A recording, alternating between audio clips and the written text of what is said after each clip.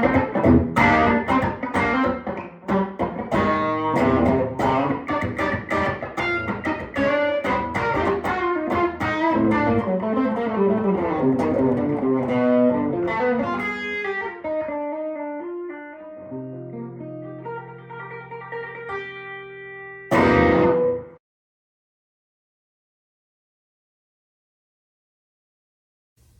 there, this is Josh Hyman from Sci-Fi Productions. I'm excited to do this video today. I got a lot of good feedback about the solid body versus hollow body.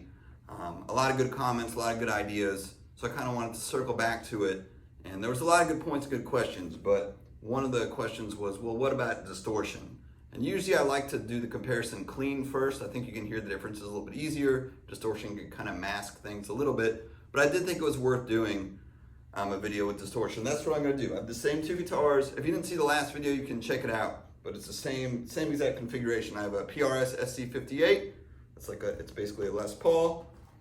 I have a Hollowbody I, which I don't know how well you can see in the video, but they're pretty much almost exactly the same size. The Hollowbody's a little bit thicker. It's obviously hollow, but same wood types and same exact pickups. That's why I think this demo will be really useful. A lot of the demos I see, there are different guitars with different pickups and that kind of thing. They both have 5708 pickups here.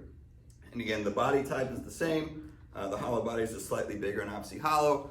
I'm going through the same amp as last time. So it's a Fender Bassman Reissue 4x10. It's mic'd with the Sennheiser 608, just going right into the computer. I'm not gonna tweak, so I pretty much have my pedals the way I usually have my pedals for this amp anyway. And I'm just gonna play the same thing back to back on the guitars. See if you hear the difference. Please let me know in the comments what you think. If you like, subscribe, and here we go.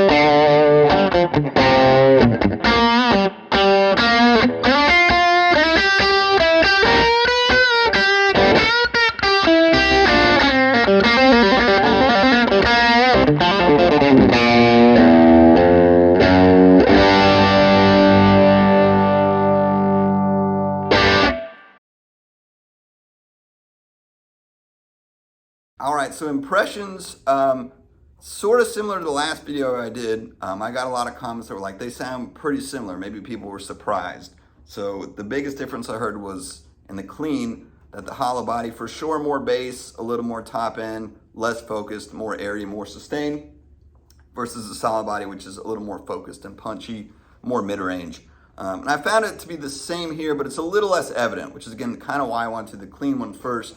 If you thought it was hard to hear the differences of the clean, I think it's even more so with the distortion. I could hear it a little more with that first clip, which was the light tube screamer, kind of bluesy distortion, especially in the low end. But as we got to the mid distortion and the high distortion, which was like a plexi kind of thing. It was like a plexi with mid gain, and then the AC/DC riff was getting a little more into the classic rock territory. Especially with those, honestly, hearing back, don't hear much of a difference. They're gonna feel different, obviously, you know, because of the size of the guitar. But with the Hollowbody, the bass, so I found the Hollowbody could get a little muddy. It's maybe a little hard to hear on the recording, but for live, again, that bass can be pretty overwhelming. So I tried to set the amp to where it would work for both guitars. But you know, on the solid body, I probably could have brought the bass up a little bit. On the Hollowbody, I probably could have tweaked the bass down a little bit. But if you're switching between the two, you know, the Hollowbody here can definitely get a little bit overwhelming. I will say though, I really love, when people think Hollowbody, they usually think the big jazz boxes, which are great, and I use for more straight head clean stuff. But this more like Les Paul size guitar, fully hollow, it works awesome. I use it in my jazz group, jazz fusion group, I should say, Groove Adhesive. And for me, it's been an awesome guitar because I love the clean of a hollow, but I want a Hollowbody that can take distortion too. So I'll save all that for maybe a separate demo on this guitar. But if you thought a Hollowbody couldn't take distortion, I mean, this definitely can, but again, it's smaller than like your typical Hollowbody. So I would say, you know, kind of if it's a top 40 wedding variety situation, I would still prefer a solid body just because the bass doesn't get as overwhelming. It's not going to get muddy, which the Hollowbody, it sounded pretty good, but it can get a little bit muddy, and you really have to watch the bass. You have to turn the bass almost all the way off on your distortion settings, or else it's not really going to work. Whereas a solid body like this, you can throw a lot of distortion on, and it's gonna eat it up. It's gonna love it. But again, for jazz, for cleaner stuff, even for jazz fusion stuff where it's probably a smaller instrumentation, or I'm okay taking a little bit more space, I might like the Hollowbody. But for most recordings with distortion, I would go to my solid body, which is maybe what you expected. But let me know in the comments what you heard, if you heard differences, if you thought it sounded exactly the same. I got some other comments about doing another one with Hollowbody, solid body, and a 335. So I still might do that. The only reason I hesitated with that originally is because the 335 would have totally different pickups. Again, these are almost copies of each other, which is pretty cool. So anyways, let me know what you think. Hope everyone's doing well. I'll see you next time.